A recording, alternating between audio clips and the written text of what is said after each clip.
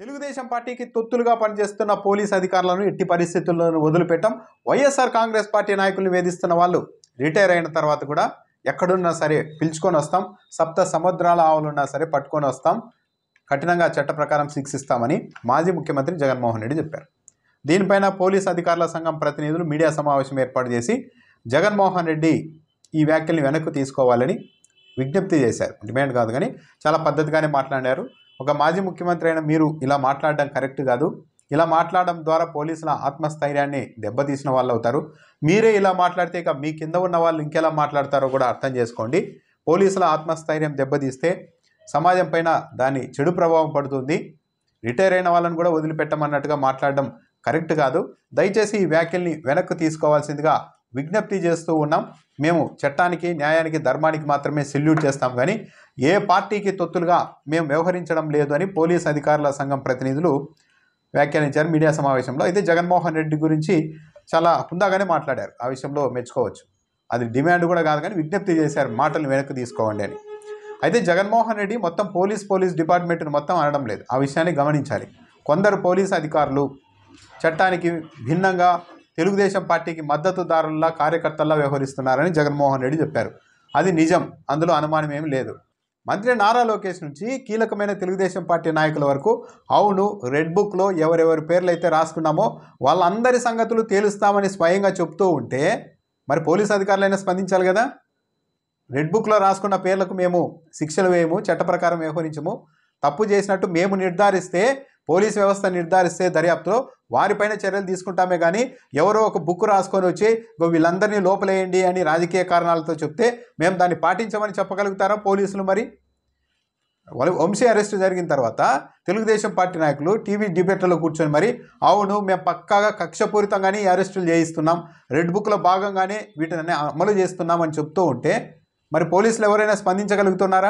ఏ police అధికారి అయినా, కనీసం డీజీపీ అయినా సరే అది కరెక్ట్ కాదు అని కనీసం ఇంటర్నల్గా వీళ్ళైనా ముఖ్యమంత్రికి చెప్పగలుగుతున్నారా? చెప్పలేకపోతున్నారు కదా. పైగా రెడ్ బుక్ను అదో గొప్ప బుక్ లాగా చూపించేందుకు వాళ్ళు ఏం చెప్తే అవన్నీ చేస్తూ ఉన్నారు కదా పోలీస్ వ్యవస్థ. ఇంకా అలాంటప్పుడు మొత్తం రెడ్ బుక్ ప్రకారమే పోలీస్ వ్యవస్థ నడుస్తూ ఉన్నప్పుడు ఇక ఒక ప్రతిపక్ష నాయకుడిగా ఉంటూ ఒక పార్టీకి అధ్యక్షుడిగా ఉన్న ముఖ్యమంత్రిగా చేసిన జగన్మోహన్ రెడ్డి ఇక తన పార్టీ వాళ్ళలో ధైర్యం నింపేందుకు ప్రతిఘటించకుండా ఎలా ఉంటారు? అంటే రెడ్ బుక్ రాజ్యాంగాన్ని యథేచ్ఛగా అమలు చేస్తూ ఉంటే, వందలాది మంది వైసీపీ కార్యకర్తల మీద, నాయకుల మీద కేసులు పెట్టి అరెస్టులు చేస్తూ ఉంటే జగన్మోహన్ రెడ్డి చప్పట్లు కొడుతూ ఉండాలనా? అలాంటి పరిస్థితులు ఈరోజు ఉన్నాయా? అంత పక్కాగా పోలీస్ వ్యవస్థ ఈ రాష్ట్రంలో నడుస్తోందా? సరే, చాలామంది పోలీస్ అధికారులంతా నిజాయితీగానే పనిచేస్తున్నారు, అందులో అనుమానం ఏం లేదు. కానీ ఎవరైతే విపరీత ధోరణితో కొందరు అధికారులు కూడా ప్రవర్తిస్తున్న వ్యవహారం కూడా ఉంది. ఇక్కడ పోలీస్ వ్యవస్థ సరిగా పనిచేయడం లేదు. ఉన్నతాధికారులు కూడా పరోక్షంగా అధికార పార్టీకి సహకరిస్తూ ఉన్నారు. దానివల్లే లా అండ్ ఆర్డర్ మొత్తం కొలాప్స్ అయిపోయే పరిస్థితి వచ్చింది ఈ రాష్ట్రంలో అన్నది స్పష్టంగా కనపడుతోంది. ఈరోజు బీజేపీ మాజీ ఎంపీ, మాజీ కేంద్ర మంత్రి సుబ్రహ్మణ్య స్వామి ఏకంగా సిబిఐకి, ఎన్నికల కమిషన్కి కూడా లేఖ రాశారు. ఏపీలో లా అండ్ ఆర్డర్ బ్రేక్ అయిపోయింది అంటూ ఒక ఉదాహరణగా తిరుపతి డిప్యూటీ మేయర్ ఎన్నిక సందర్భంగా జరిగిన ఘటనను వివరించారు. అది నిజం కదా. అక్కడ ఎస్పీలు ఉన్నారు, పోలీసు ఉన్నతాధికారులు ఉన్నారు. వైసీపీ కార్పొరేటర్లు బస్సులో వెళ్తుంటే ఆ బస్సు మీద, నడి రోడ్డు మీద ఏదో సినిమాల్లో చూపించినట్లు రాళ్ళు విసురుతూ, డోర్లు పగలగొట్టి బస్సులోకి వెళ్ళి కార్పొరేటర్లను లాక్కెళ్ళి నలుగురిని కిడ్నాప్ చేసి నలుగురిని ఒకే చోట పెట్టి వీడియో తీసి రికార్డ్ చేసి పంపిస్తే, ఆ రోజు రాత్రి ఏకంగా ఎమ్మెల్సీని కూడా మాయం చేస్తే పోలీసులు ఏం చేస్తున్నారు? మరి హైకోర్టు చెప్పింది కట్టుదిట్టమైన భద్రతా ఏర్పాట్లు చేసి ఎన్నికలు నిర్వహించండి అని చెప్పినా కూడా అదేదో మొత్తం విస్తృతంగా ఒక నియోజకవర్గంలోనో ఒక జిల్లా వ్యాప్తంగానో జరిగే ఎన్నిక కూడా కాదు. సెలెక్టివ్గా ఇంతమంది ఉంటారు, ఒక 50 మంది, వాళ్ళని అక్కడ ఎన్నికలు జరిగే ప్రాంతానికి తీసుకెళ్లడం, అక్కడ ఎన్నికల ప్రక్రియ ముగించడం, తీసుకురావడం. పోలీసులు అనుకుంటే చాలా చిన్న పని, 100 మంది పోలీసులు చాలు. అలాంటిది తిరుపతిలో హైకోర్టు చెప్పిన తర్వాత కూడా బస్సు మీద దాడి చేసి గూండాలు రాళ్ళు విసిరి లేడీ కార్పొరేటర్లను కూడా చూడకుండా లాక్కెళ్తూ ఉంటే, కొడుతూ ఉంటే పోలీసులు ఏం చేశారు? మరి ఇక పోలీసులను అనకుండా ఎలా ఉంటారు? నిజంగా పోలీసులు నిష్పక్షపాతంగా, రాజకీయాలకు అతీతంగా పనిచేసి ఉంటే ఆ రోజు బస్సు మీద ఒక్క రాయి పడి ఉండేదా? ఒక్క వ్యక్తి అన్న బస్సులోనికి వెళ్ళి కార్పొరేటర్లను లాక్కొని ఇచ్చి ఉండేవారా? పోలీసులు కూడా గుండెల మీద చేయి వేసుకొని మరి ఆత్మ పరిశీలన చేసుకోవాలి. నిజంగానే అంత పోలీస్ వ్యవస్థ అంతా కరెక్ట్గా ఉందా అని. సరే, పోలీస్ అధికారుల సంఘం తరఫు నుండి వాళ్ళు బాధ్యతల్లో ఉన్నారు కాబట్టి వాళ్ళు వచ్చి మాట్లాడవచ్చు. కానీ ఈ పోలీసుల వ్యవస్థ ఈరోజు రాష్ట్రంలో అంత సవ్యంగానే నడుస్తుందా? తునిలో ఏం జరిగేది? 3 సార్లు వాయిదా వేశారు తెలుగుదేశం పార్టీ వాళ్ళు. వైఎస్ఆర్సీపీ కౌన్సిలర్లను ఎత్తుకెళ్ళడానికి ఏకంగా చైర్పర్సన్ ఇంటి మీదకి వెళ్తే వాళ్ళు 17 మంది లోపల ఉంటే వాళ్ళని లాక్ రావడానికి ట్రై చేస్తే అది సాధ్యం కాకపోతే తిరిగి మళ్ళీ వాళ్ళ మీద కేసు పెట్టారు. చైర్పర్సను మాజీ మంత్రి మీద ఏమని 17 మంది వైసీపీ కార్పొరేటర్లను వాళ్ళు నిర్బంధించారని. పోలీస్ వ్యవస్థకు అవమానం కదా? అక్కడ ఒక ఎస్పీ ఉంటారు కదా, ఐపీఎస్ఏ ఉంటారు కదా, ఒక ఐపీఎస్ అది వచ్చిన అధికారాన్ని అభ్యంతరం తప్పాలి కదా. ఎట్లా పెడతారు? వాళ్ళ కౌన్సిలర్లు వాళ్ళ ఇంట్లో ఉంటే మీరు అక్కడికి వెళ్ళి వాళ్ళ ఇంటి ముందు గొడవ చేసి మళ్ళీ వాళ్ళ మీద కేసు పెట్టమని మీరు ఎలా చెప్తారని మాట్లాడాలి కదా. పోలీస్ అధికారుల సంఘం అన్న మాట్లాడాలి కదా. ఇలాంటి కేసులు ఎలా పెట్టిస్తారు మాతో అని అధికార పార్టీని కూడా నిలదీయాలి కదా. అధికార పార్టీకి తొత్తులుగా ఏ పోలీస్ అధికారి పనిచేయకపోతే ఎంత దారుణం. ఈరోజు కూడా వాయిదా పడింది తునిలో. వైసీపీ మహిళా కార్పొరేటర్లను కూడా చూడకుండా కనిపిస్తే ఎత్తుకెళ్ళలాగా గద్దల్లాగా ఎత్తుకెళ్లేందుకు కొద్ది రోజులుగా కాసుకొని కూర్చున్నారు. ఆడ పోలీసులు సహకరిస్తూ ఉన్నారు. తిరిగి వైసీపీ వాళ్ళ మీదే కేసులు పెడుతున్నారు. ఇంకా ఇక్కడ లా అండ్ ఆర్డర్ పోలీసులు సవ్యంగా నిర్వహిస్తున్నారు పార్టీలకు అతీతంగా అని ఎవరు చెప్తారు? ఇదే ఉత్సాహాన్ని మాత్రం రాష్ట్ర వ్యాప్తంగా దొంగతనాలు పెరిగాయి, దొంగతనాలు జరుగుతున్నాయి, గంజాయి బ్యాచ్లు పెరిగాయి. డిప్యూటీ సీఎం పవన్ కళ్యాణే చెప్పారు, తన పిఠాపురంలో కూడా గంజాయి పెరిగింది, దొంగతనాలు పెరిగాయి, 100-200లకు కూడా మనుషుల్ని కొట్టి లాక్కెళ్ళిపోతున్నారని.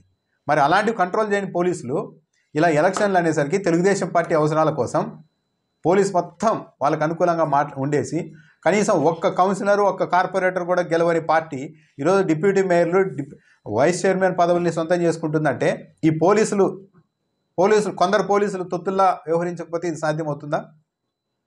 99% మంది మంచి వాళ్ళే ఉండవచ్చు పోలీస్ డిపార్ట్మెంట్లో. ఆ 1% మంది మొత్తం డిపార్ట్మెంట్కి చెడ్డపేరు చేస్తుంటారు. వాళ్ళని ఖండించాలి, వాళ్ళని కంట్రోల్ చేయాలి. జగన్మోహన్ రెడ్డి ప్రతిపక్షంలో ఉన్నారు.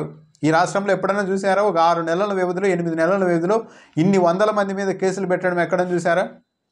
వైఎస్ఆర్ కాంగ్రెస్ పార్టీ తరఫు నుంచి ఆ మద్దతుదారులుగా చెప్పుకుంటూ ఒక 3-4 అత్యంత అనుచితంగా నీచంగా మాట్లాడిన మాట వాస్తవం. వాళ్ళ వరకు చర్యలు తీసుకొని ఆపారా? లేదే వందలాది మంది మీద కేసులు పెట్టేశారు. మామూలు పోస్టు పెట్టిన వాళ్ళని కూడా లోపలేసేశారు. కొందరికి బెయిల్లు రాలే, కొందరి మీద నోటీసులు ఇచ్చి తిప్పుతూ ఉన్నారు. మరి దీన్నంతా ఏమనాలి? ఇదంతా లా అండ్ ఆర్డర్ చాలా సవ్యంగా ఉందని చెప్పడానికి అవుతా? ఇలా చెప్తే ఈ 8 నెలల కాలంలో కొన్ని వందల ఎగ్జాంపుల్ ఉన్నాయి. డైరెక్ట్గా పవర్ మారంగానే వీసీ ఛాంబర్ల మీదకి వెళ్ళి వీసీలని పచ్చి బూతులు తిడుతూ వైస్ ఛాన్సలర్లని, ఇంకంతకు మించి అవమానం ఉంటుందా? వైస్ ఛాన్సలర్లను తెలుగుదేశం పార్టీ వాళ్ళు పచ్చి బూతులు తిడుతూ వాళ్ళ ఛాంబర్లలోకి వెళ్ళి దాడులు చేస్తే ఏం చేశారు? ఎన్ని విగ్రహాలు పగలగొట్టారు? ఎన్ని శిలాపలకాలు ధ్వంసం చేశారు? ఏం చేస్తున్నారు మరి పోలీసులు? అడ్డుకోగలుగుతున్నారా? లేదు. అధికార పార్టీకి పూర్తి మద్దతుగా మాట్లాడుతూ ఉన్నారు. ఇంకా అలా మాట్లాడుతూ ఉన్నప్పుడు సైలెంట్గానే ఉండాలి కదా. మళ్ళీ వచ్చి జగన్మోహన్ రెడ్డి తన వ్యాఖ్యలను వెనక్కి తీసుకోవాలి అంటే మరి ఈ జరిగిన ఘటనలకి సమాధానం ఏం చెప్తారు? తిరుపతిలో అలా దారుణంగా చేశారు. సుబ్రహ్మణ్య స్వామి ఏకంగా సిబిఐకి లేఖ రాసే స్థాయిలో జరిగింది. ఆ విజువల్స్ చూసినా తెలుస్తుంది. ఏపీలో, అందులోనూ తిరుపతి లాంటి నగరంలో ఇంత అరాచకం ఎలా సాధ్యమైంది? ఏంటికి ఈ బుద్ధి పుడుతోంది వీళ్ళందరికీ అని సగటు ప్రజలు కూడా అవాక్కయ్యే పరిస్థితికి వచ్చేశారు. అధికారంలోకి వచ్చిన 8 నెలలకే సుధాకర్ బాబు మాజీ ఎమ్మెల్యే సుధాకర్ బాబు, వైసీపీ మాజీ ఎమ్మెల్యే సుధాకర్ బాబు చెప్పినట్టు కక్కిన కూటికి కకృతి పడ్డం కాకపోతే డిప్యూటీ మేయర్లు, వైస్ చైర్మన్లు ఇంకా మరి కొద్ది కాలం ఉందంతే పదవీ కాలం. దానిల కోసము మొత్తం రాష్ట్రాన్ని, పోలీసు వ్యవస్థని నడి బజార్లో బట్టలు ఊడిదీసి నిలబెడుతూ మరీ రాజకీయం చేస్తున్నారు కదా తెలుగుదేశం పార్టీ వాళ్ళు. ఈ అరాచకాన్ని ప్రజలు చూస్తూ ఉన్నారు కదా. పోలీసు వ్యవస్థ ఎందుకు ఇంత నీరు గారిపోయింది మన రాష్ట్రంలో? కళ్ళెదుటే అక్కడ పోలీసులు 100 మంది ఉంటారు, బస్సుల మీద దాడి చేస్తున్నారు, కానీ అడ్డుకోలేని పరిస్థితి. ఇంక ఇలాంటివి జరుగుతున్నప్పుడు పోలీస్ శాఖకు గౌరవం ఎక్కడి నుండి ఉంటుంది? పోలీస్ అధికారుల సంఘం డైరెక్ట్గా ఇలా జగన్మోహన్ రెడ్డి ప్రతిపక్షంలో ఉన్నారు కాబట్టి మీడియా సమావేశం పెట్టి మాట్లాడవచ్చు. కనీసం అలా కాకపోయినా కూడా అధికార పార్టీ పెద్దల్ని కలిసి విజ్ఞప్తి చేయాలి, మా పరువు తీయద్దండి, పోలీస్ శాఖ పరువు తీయద్దండి, మీరు రౌడీజాలు ఏదన్నా ఉంటే లోపలైనా చేసుకోండి, కానీ నడి రోడ్డు మీద చేస్తూ మేము అక్కడ ఉండి కూడా అడ్డుకోకూడదు అంటే పోలీస్ శాఖ పరువు నడి బజార్లో పడుతుంది. అలాంటి పనులు చేయొద్దండి అని ఇదే పోలీస్ అధికారుల సంఘం వెళ్ళి ముఖ్యమంత్రి గారిని, డిప్యూటీ సీఎం గారిని, వీలైతే ఇంకా కీలక మంత్రుల్ని కలిసి అలాంటి విజ్ఞప్తులు చేస్తే ఏదైనా బాగుంటుంది. ఇప్పటికైనా పోలీసులు అంత నిజాయితీగా చేస్తామంటున్నారు కదా. తునిలో ఎన్నికల్ని సజావుగా సాగనిస్తారా? వైసీపీ తరఫున 17 మంది ఉన్నారు, తెలుగుదేశం పార్టీ తరఫున 10 మంది ఏమో ఉన్నట్టున్నారు. అక్కడ క్లియర్గా మెజారిటీ వైసీపీ తరఫున ఉంది. ఆ 17 మంది బయటకు వస్తే చాలు, ఓ 4-5 గంటలు ఎత్తకెళ్ళాలి, కిడ్నాప్ చేయాలని కాచుకొని గద్దల్లాగా కూర్చున్నారు. అందుకోసం సర్వశక్తులు ఒడ్డుతున్నారు. తిరుపతిలో సక్సెస్ అయింది, ఇక్కడ ఎందుకు సక్సెస్ కాదు అని తెలుగుదేశం పార్టీ వాళ్ళు కాచుకొని ఉన్నారు తునిలో. మరి పోలీసులకు నిజంగా నిష్పక్షపాతంగా చేయాలి, న్యాయానికి ధర్మానికి చట్టానికి సెల్యూట్ కొట్టే పోలీసులు అయితే ఆ తునిలో ఎన్నికలు నిర్వహించమని చూద్దాం. కరెక్ట్గా తీసుకెళ్ళి హైకోర్టు ఆదేశాలు ఇచ్చినా కూడా 3 సార్లు వాయిదా పడింది. హైకోర్టు ఆదేశాలు ఇచ్చినా కూడా అక్కడ కనీసం ఎన్నికలు నిర్వహించలేకపోతున్నారు. ఐఏఎస్లు ఐపీఎస్లు అక్కడ ఉండి ఇంకా మళ్ళీ మనం ప్రతిపక్షాల గురించి మాట్లాడితే ఎట్లా? మనం నీతివంతంగా ఉండి ప్రతిపక్షాన్ని సవాల్ చేయాలి. అది లేదు కదా. ఎందుకు పోలీసుల్లో అందరూ పైకి మాట్లాడుతూ ఉండొచ్చు, కానీ ప్రతి ఒక్కరికి తెలుసు కదా ఈ ప్రభుత్వం వచ్చిన తర్వాత పోలీస్ శాఖ పరువు ఎంత గంగలో కలిసిపోతుందో. లిటరల్గా వాడి పారేస్తూ ఉన్నారు. ఏదో ముఖ్యమంత్రి చెప్తున్నారు ఇది పొలిటికల్ గవర్నెన్స్, మా కార్యకర్తలు ప్రభుత్వ కార్యాలయాలకు వచ్చినా ఏమొచ్చినా సరే పోలీసులు అధికారులు మొత్తం అంతా మాట వినాల్సిందని డైరెక్ట్ చెప్తున్నారు.